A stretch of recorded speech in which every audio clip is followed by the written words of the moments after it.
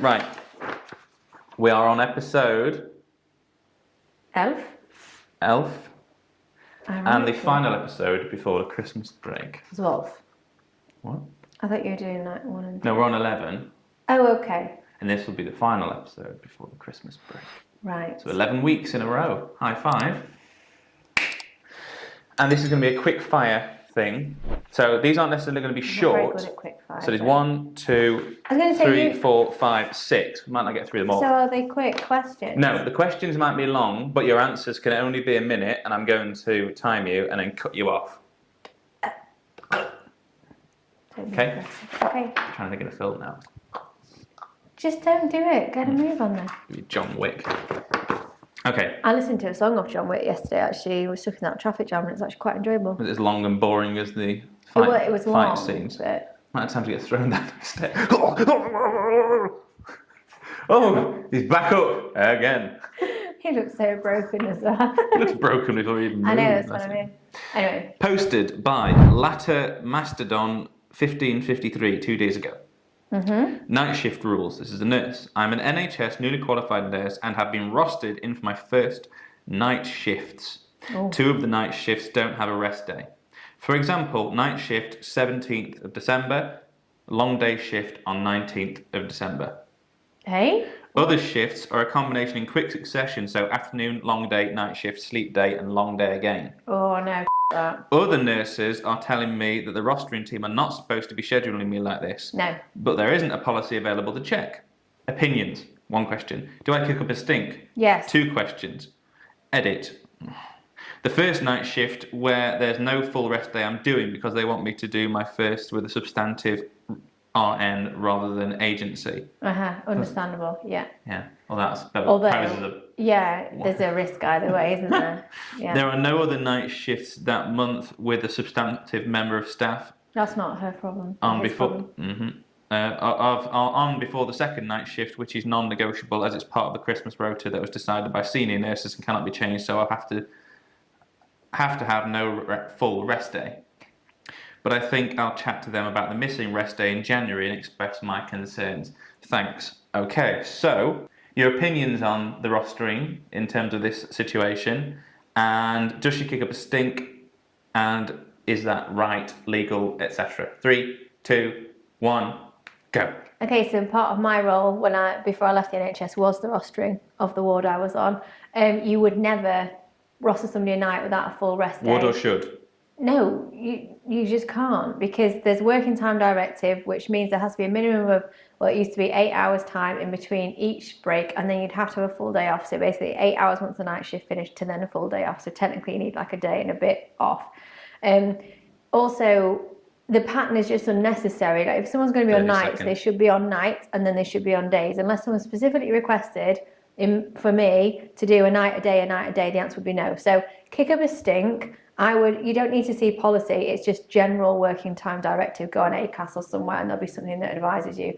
It's not your problem that you'd be on 10. With an agency staff member. So kick up a fuss and hope they swap it, basically. 4, and the Christmas 3, thing's a lie. Everything 2, can be changed. 1. In my opinion.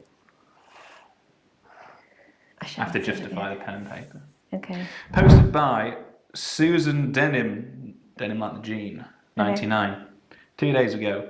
Consultant surgeon and professional disrespect to nursing colleagues. That's the title. How long is this? It could be. Okay. It could be months long, I imagine. Yeah. We are going to tackle it. So we've got a plan. Yeah. Okay. But I wanted to hear your stories about men or women. Let's not be judgmental. It says all women in brackets. I'm not adding that in. Okay. Because it will mainly be men. Yeah. Like him, and how you dealt with them successfully. Because you've got a minute to give your own experience. Hi all, I work in specialist nursing where our team works really closely with the surgeons. The surgeons. Yeah. One of our consultants, just the one, thankfully, these days, is consistently rude, critical, undermining and bombastic to our nurses and secretaries at all levels. Passive-aggressive emails, angrily complaining when they have to leave on time, childcare, although why shouldn't people leave on time when they can, etc., etc. He's notorious for this in the department. Notorious. But to date, his seniors have only ever said, "That's just him." Ironically, it's only our enormous professional respect for him, so he's obviously good at his job. Yes, they normally are. That stops us telling him to feck off. No, stop telling him there and then what a dick he's being. But sadly, this only seems to have enabled him to go on. We can't keep staff because of it, so I cannot carry on. Tell me your success stories about enforcing professional respect, please, dear colleagues. Or just anything. I can't answer that question in 60 seconds. That's not even remotely possible. Just 60 seconds to briefly outline a knob of a surgeon you've come across. 1, 2. There's so many. 3. Do you need a time to think of one? No, it's fine. 3, 2, 1, go. Okay, so my first answer is it is necessary to tell this person they're being a dick, and sticky notes are usually a very effective way of doing so. So outline all the ways this person's an arsehole and just stick them on his file, the ward handover, whatever it might be. So this is a professional route to go down. Well, it breaks the professional barrier because he's not been professional either, because if he was, he'd be being courteous. So you point out the fact that start with, we think you're epic, you're obviously very good at what you're doing. However, these things are spoiling this situation and you've just got to stop being an arsehole, full stop. My only experience is one similar. I mean, it wasn't a sticky note thing, but I just told this guy that he's impossible to work with. Just because he's brilliant doesn't mean he's, allowed to be an arsehole. 10. Where he replied saying that he thought that was exactly why he could be an arsehole. And then things went on, 3, which I haven't got 2, time to 1. discuss. But the point is, there was an initial success, but we got there in the end. Did he change his behaviour? Yeah. Buffy Bell, 3 days ago, starting at A&E. Advice. Oh, fun. I start in A&E in January and I am absolutely petrified. Oh, you'll love it. I'm nearly 5 years pregnant now, 5 years qualified, but I've spent the last 3 years in a non-clinical community role plus on maternity leave. Oh, pregnant was right then. Okay. Does anyone have any advice on how to make the transition easier? Prior to my community role, I worked in the same hospital on the admissions ward, so hopefully that'll help a bit. So it's a familiar environment. Well, I assume she's gone for the role in A&E. Basically, long break, back into A&E, but previously it was admissions. Okay. I'm ready to answer that. Yeah? Yeah. 3, 2, 1. My advice would be take some bank shifts, even if you go in as a support worker, and literally just be on that Before January. Yeah, be on that A&E department, even if it's one shift, maybe 2, and just get a feel of where the land lies, what's coming in, how people are responding, and just feel it out before you're the person that's there actually providing care, triaging, or whatever your role is on there. Plus, I assume this person, as I said, has gone for this role, so there must be some desire and passion for A&E. It's diverse, it's brilliant, your shifts will go fast, but definitely go in and have a look around first, take on a bank shift, 100%. Or just ring and ask if you can go in and observe for a day, do something. Good. 40 seconds. That's one you can control. Getting faster, boys. Charming Tomatillo, 13. Okay. 1 day ago. Lewy body hallucinating. My father-in-law was diagnosed with Lewy body and vascular dementia last year. Just brief, what's Lewy body dementia, what's vascular dementia? So vascular dementia is dementia normally brought on by issues in the brain due to circulation. The vascular system, so cardiac usually, secondary to some sort of heart issues or health complications. And Lewy bodies is usually associated with Parkinson's. So when somebody's got Parkinson's, Lewy body dementia can present as a secondary to that. Okay. At that time, he said he saw writing on the walls and a cat in his house. This year, he's seeing a funeral procession go through the house and butterflies all over his room. Do the hallucinations get larger as the dementia progresses? Hallucinations aren't a standard part of dementia. Point 1. Point 2, Lewy bodies works in the way, so vascular dementia works because obviously there's the narrowing of the vessels, so the circulation's not as good. Oh, wait. Oh, sorry. And then you get a full 60 seconds So, from now. and Lewy bodies, it works by like little white plaques sort of break off and stick. So maybe like hallucinations is a general thing with Lewy bodies, but in my own experience, that hasn't been a thing. Hallucinations are normally present when there's some other issue going on. It's normally organic, so it'd be infection or something like that. That's kind of thrown me because hallucinations, if that's the terms right, aren't necessarily dementia. Well, whether the term's right, he's seeing a cat writing on the walls, a funeral procession, and butterflies, that would sound like a hallucination. It sounds like a hallucination to me, unless his house is full of butterflies, cats. Well, the other side of it is, unless he's telling you he's seen them like as a story, because often in dementia, like the time can skip. You can't time me on this one. This is too detailed. Obviously, you can go back and forwards in time, so maybe the funeral procession is something that he's experienced before, which he's telling you about. Maybe he's like, time. Oh, sorry, look, Dave, at that cat sat over there, and there's no cat. Or who's written on that wall there? Someone get those words off. That's different. Because there's that whole thing is this is a pub or we're at school. We're yeah, definitely. And the funeral procession could be a lodged memory which he just re-sees. But there's a difference between identifying between variation of reality and a hallucination. They are two different things. So it's.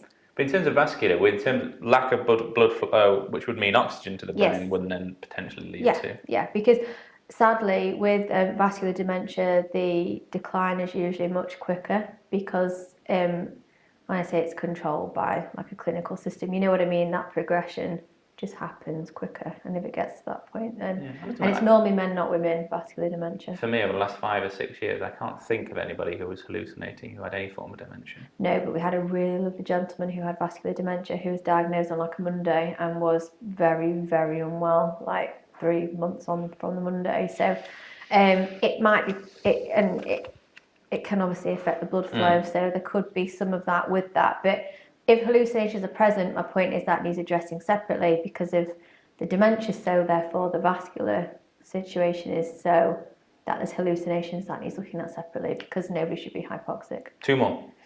Oh. Frosty Slide 4735. I'm imagining a frosty slide.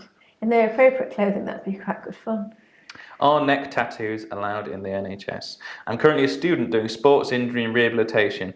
I am looking at working with the NHS, and I'm looking at getting a neck tattoo of my sister's birthday, and I'm hoping it's not going to impact any jobs prospects at hospitals.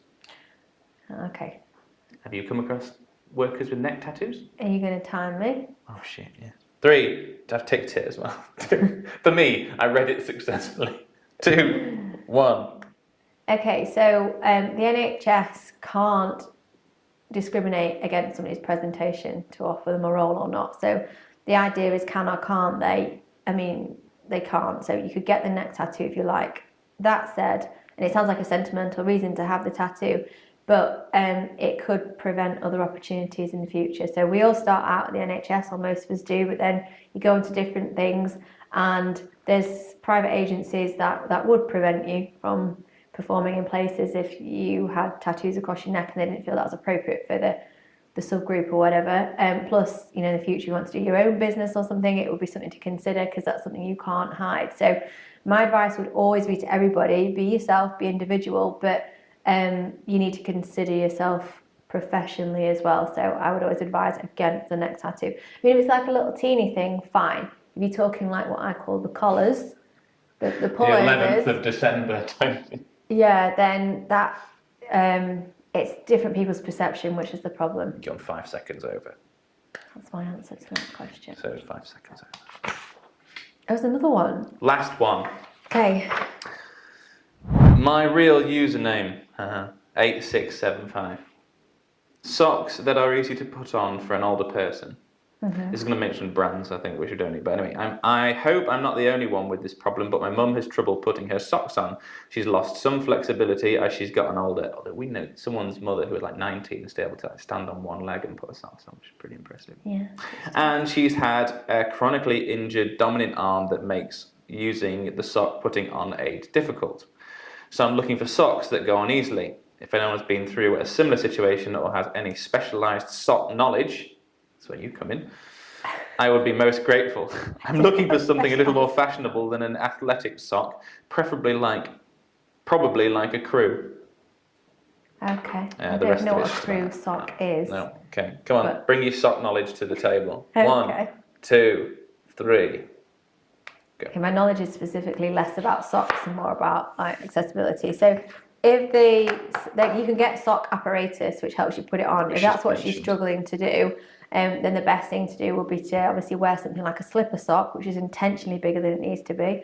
Or what's super easy and light to put on are stockings. You can get stocking socks, as in like tights, but a sock. So there would be a covering on her foot, so she could wear like formal shoes with that. Yeah, because a slipper sock would probably stop a shoe coming on. Yeah, but what lots of people do as they age, because not just mobility issues present the sock going on, also skin swells and things become more uncomfortable. So it's not the best thing for warmth, but for cover on a foot, people often wear literally a stocking sock. Mm-hmm. So like tights, but just for a foot. Otherwise, you have got, they're higher up on the market, but things like bamboo-based fabrics are really, they sort of stick once they're on, but they're very flexible to get on. They're not quite as rigid. So I would look for some bamboo-based socks. Damn! Would be my advice, but I'm no sock specialist. They don't tell me to that. But it is one that pops up a lot. The urgency of going in, help people with stockings, help people with socks, help people. Yeah, it's a hard area to get to, isn't it? So, yeah. There you go. Am I done? You're done. You're free to go. Okay. You're cooked. Merry Christmas. Merry Christmas. Yeah. Bye. You've gone. Yeah, I literally need to leave. Adios.